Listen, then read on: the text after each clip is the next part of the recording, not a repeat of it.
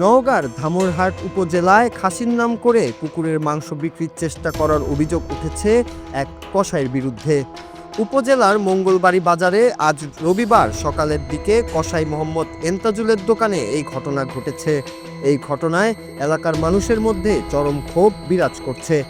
ক্ষুব্ধ এলাকাবাসী ওই কসাইয়ের দোকানে ভিড় করার আগেই কসাই ইন্তাজুল ও তার সহযোগী দুলু মৌলভী দোকান থেকে পালিয়ে গেছে।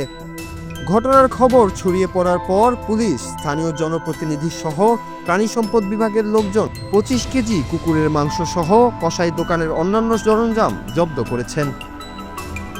স্থানীয়রা জানান, মঙ্গলবাড়ি বাজারের নেংরাপীর ইউসুফপুর সড়কের তেঁতুলতলি মোড়ের খাসির গোস্ত বিক্রেতা স্থানীয় কসাই এন্তাজুল ও তার সহযোগী দুলু মৌলভী তার বাড়ি থেকে প্রতিদিন মাংস এনে বিক্রি করতেন।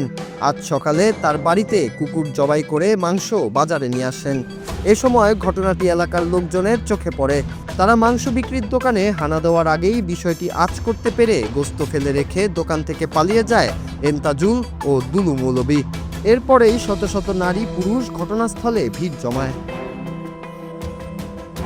জাহানপুর ইউপি চেয়ারম্যান গোলাম কিবরিয়া বলেন, প্রায় 25 কেজি কুকুরের মাংস উদ্ধার করা হয়েছে, সেগুলো অপসারণ করা হচ্ছে।